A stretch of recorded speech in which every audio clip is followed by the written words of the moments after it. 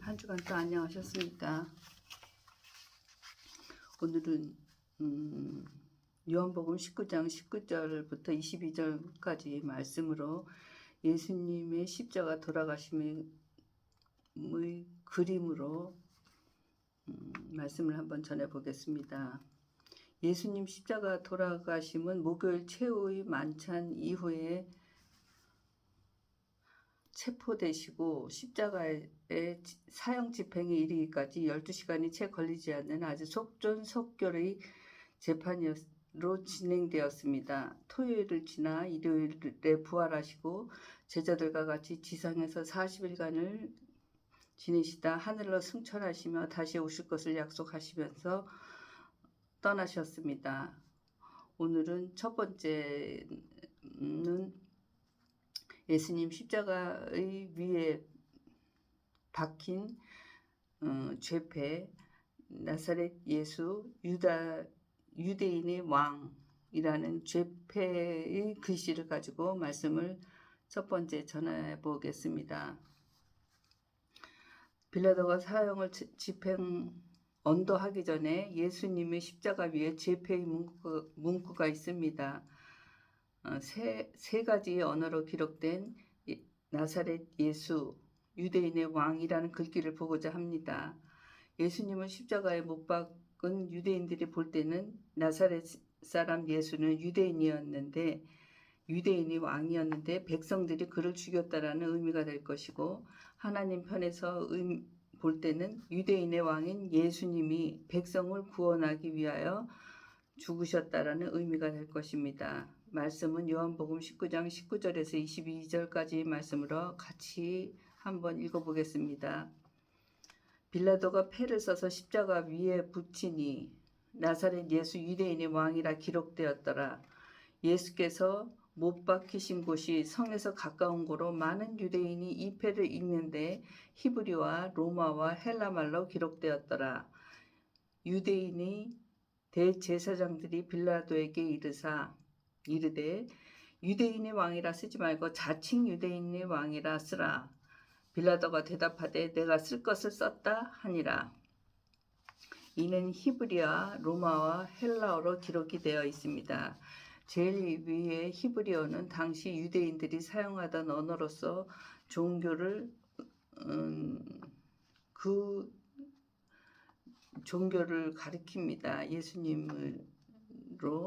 그 이유는 수많은 그 당시 종교 중에서 유대교는 구약이라는 경전이 있었고 성전이 있었고 율법이 있었고 예수님만 안 계시지 종교로 갖출 수 있는 것은 다 갖추었습니다. 그래서 당시 종교를 대표하는 히브리어는 유대인을 대표하고 유대인을 대표하는 것은 종교를 대표했습니다. 두 번째 줄에 써 있는 나사렛 예수 유대인의 왕이라는 글은 헬라어입니다. 헬라어는 고대 그리스 언어입니다. 헬라어는 문화를 가리킵니다. 헬라어는 고대 그리스 언어로서 지금으로 말하면 영어가 세계 공용어가 되어 있듯이 헬라어는 그 당시에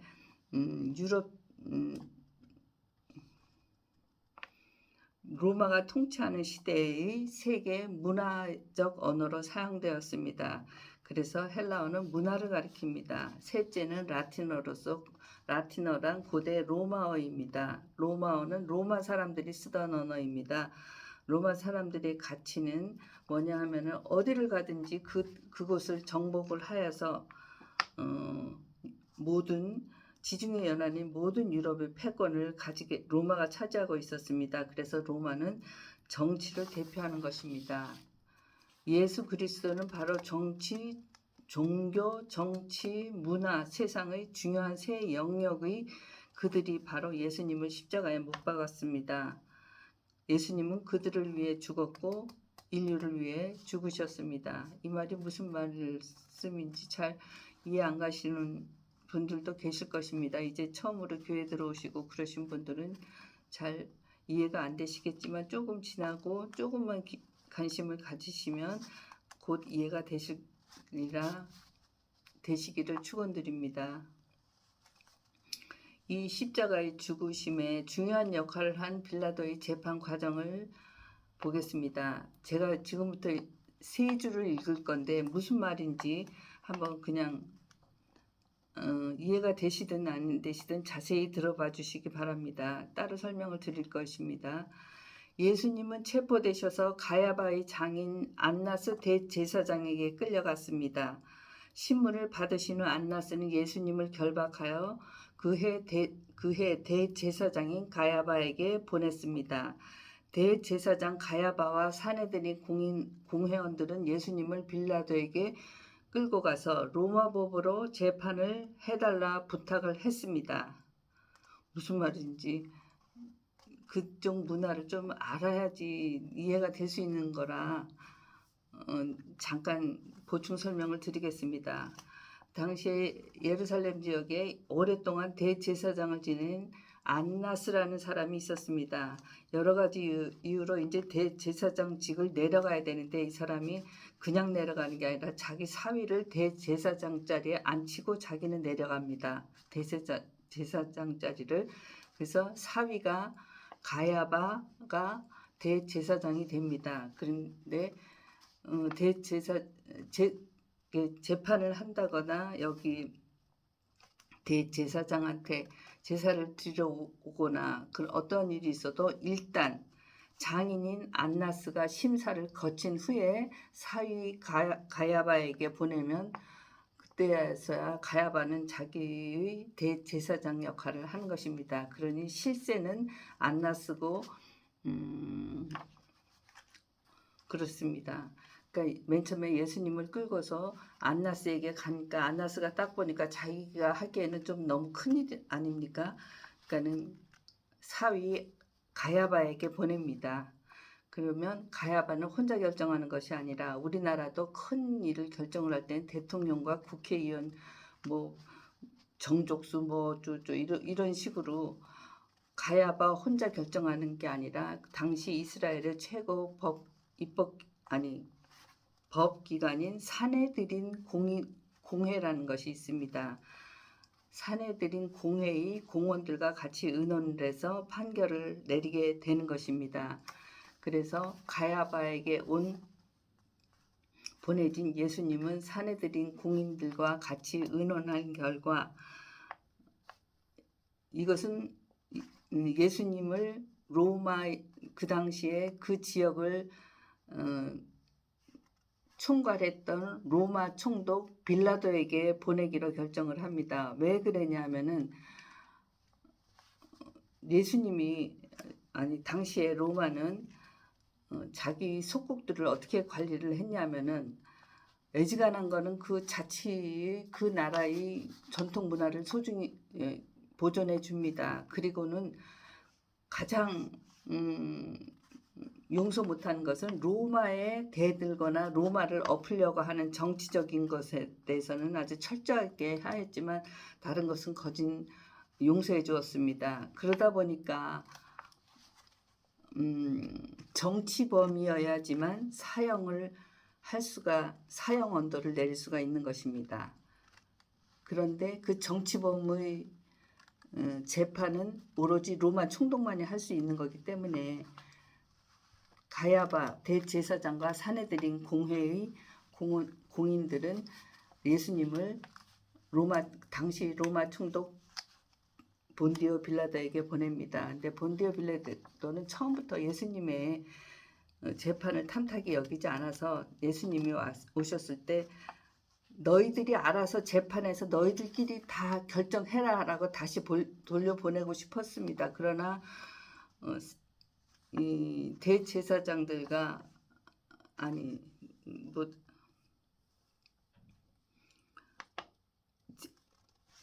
제사장들과 이 공인들이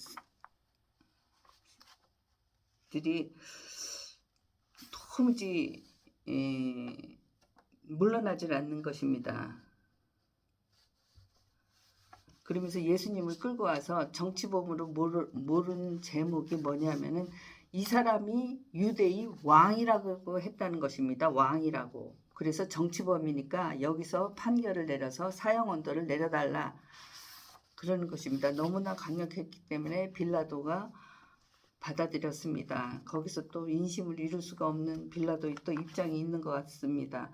그래서 사실 빌라도는 예수님으로부터 죄를 발견하기는커녕 무죄하다는 것을 알고 있었습니다. 그렇지만 이 유대인들, 대제사장들, 서기관들의 위협이 너무나 거셌습니다. 그래서 십자가 사형을 언도한 후에 빌라도는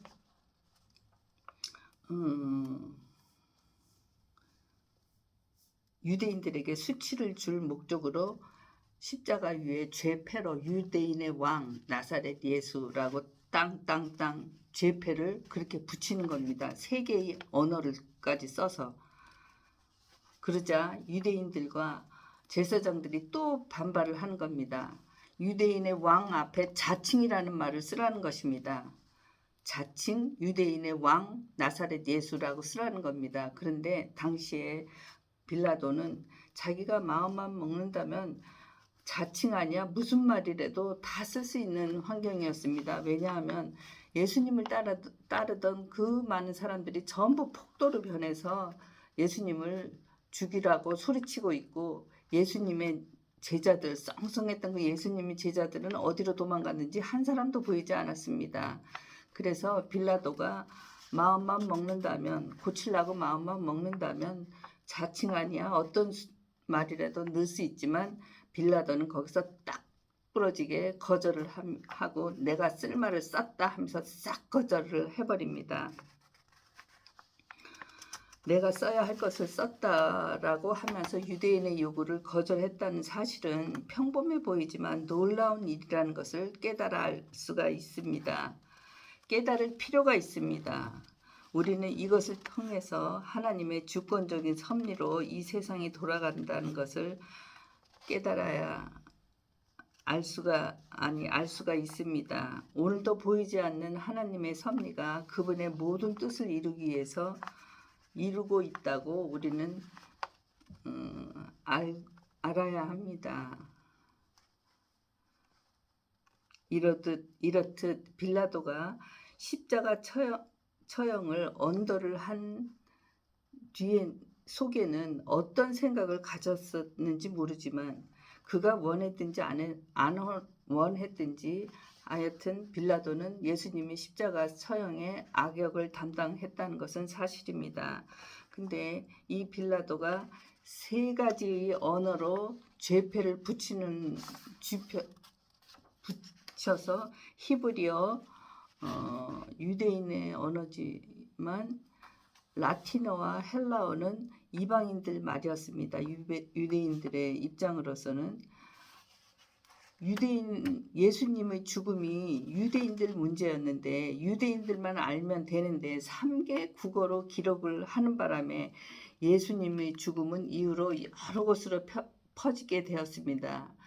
유월절 절기로 인해서 로마 제국의 모든 유대인들이 예루살렘에 모였습니다. 당연히 예수님의 죽음이 거론이 되었고 회자가 되고 떠들썩하게 됐습니다. 유대인의 왕으로 오신 예수 그리스도께서 유대인의 왕이 아닌 만왕의 왕으로 돌아가시게 되는 그런 과정을 거치고 있습니다. 이제 복음은 더 이상은 유대인의 것만이 아니게 되었습니다. 예수님의 부활 이후로 복음은 유대인의 담을 완전히 넘어섰습니다. 유대의 대제사장들이나 바리새인들, 로마의 군인들, 빌라도 등이 예수님을 정말 우습게 보았습니다. 신성 모독의 죄를 씌우고 자기들 뜻대로 했습니다. 그러나 그러한 것들이 이미 구약 시대에 다 예언이 되어 있었습니다. 하나님께서 이미 마련한 것이기에 한치 오차도 없었습니다.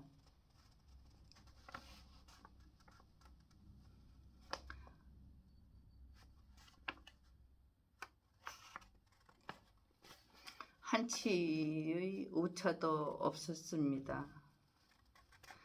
예수님 창세기 3장 15절에 이미 예수님께서 여자의 몸으로 태어날 거라는 예언이 벌써 그때서부터 되어 있었습니다. 예수님의 일거수일투족은 구약에 모두 기록되어 있는 대로 예수님은 움직이시고 행하시고 모든 것을 순종으로 따랐습니다. 그래서 이 죄패에 대한 이야기는 나사렛 예수 유대인의 왕이라는 죄패의 얘기는 여기서 잠시 거두고, 두 번째의 장면은 우리는 십자가 앞에 서서 예수님 돌아가시는 모습을 보면서 울고 있는 막달라 마리아와 성모 마리아님을 생각 속에서 기억해내곤 합니다. 오늘은 하나님이 보시는 눈으로 이 장면을 우리도 볼 수 있는 그런 시야가 생기기를 축원드립니다.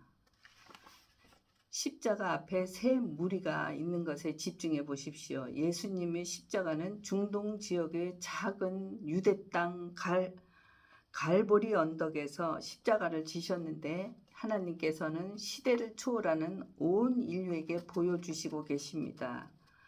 당시 십자가 사건은 직접 본 사람들은, 첫째는 유대인들이 있고 제사장이 있고 서기관이 있습니다. 그들이 바로 예수님을 십자가에 못 박으라 외쳤습니다. 셈의 후손들을 가리키는 말입니다. 아시아인종입니다. 둘째, 당시 로마가 이곳을 통치하는 식민지였습니다. 빌라도 총독이 다스리고 있었습니다. 백부장이 있었고 로마 군병들이 십자가형을 처형했습니다.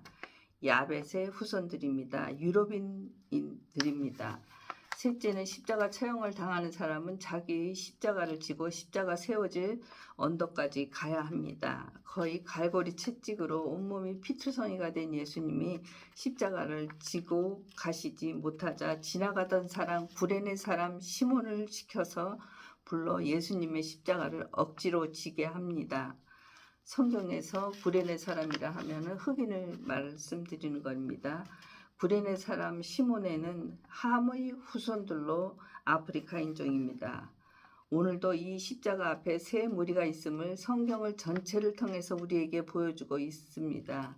셈, 야벳, 함, 이 노아의 아들들로 전 인류를 말하고 있습니다. 이들이 전 인류 아담의 자손들을 위해서 예수님의 십자가가 지셨음을 우리에게 보여주고 있는 것입니다. 당시 사람들은 약한 인간 예수를 아주 연약한 사람으로 생각을 했을 것입니다. 로마의 군병에 꼼짝도 못하는 예수님, 세상의 권력에 꼼짝도 못하는 예수님으로 보았을 것입니다. 그러나 오늘도 마찬가지로 예수님이 굉장히 오해되고 있습니다. 2000년 전에 한 사람, 박애주의자인 예수님으로만 생각하는 경향이 있습니다. 오른쪽 뺨을 때리면 왼쪽 뺨도 들이대고 그런 식으로 그저 용서하고 그저 사랑하고, 그런 박애주의자 예수님으로만 생각하시지만 예수님과 하나님 육신을 입고 오신 예수님처럼, 하나님처럼 무서운 분도 안 계십니다. 인간들을 구원하기 위해서 오신 예수님으로 생각하기가 참 어렵습니다. 어렵지만 그것은 진실입니다. 그것을 우리 깨달아 알 수 있는 지혜와 시야를 주시기를 하나님께 기도드리며 우리 그거 받을 수 있도록 축복받았으면 좋겠습니다. 감사합니다. 기도하겠습니다. 전능하사 하늘에 계신 하나님 아버지시여, 무심히 지나쳤던 십자가 위의 세 개의 언어로 쓰여진 나사렛 예수 유대의 왕, 그리고 그를 바라보는 막달라 마리아와 성모 마리아님을 바라보는 우리에게 전 인류를 바라보시는 하나님 마음이 우리들에게도 전달되기를 허락하여 주시옵소서. 주님의 품 안에서 우리 몸과 마음이 건강하고 위안받는 한 주 되시기를 축원드립니다. 예수님 이름으로 기도드립니다. 아멘. 감사합니다.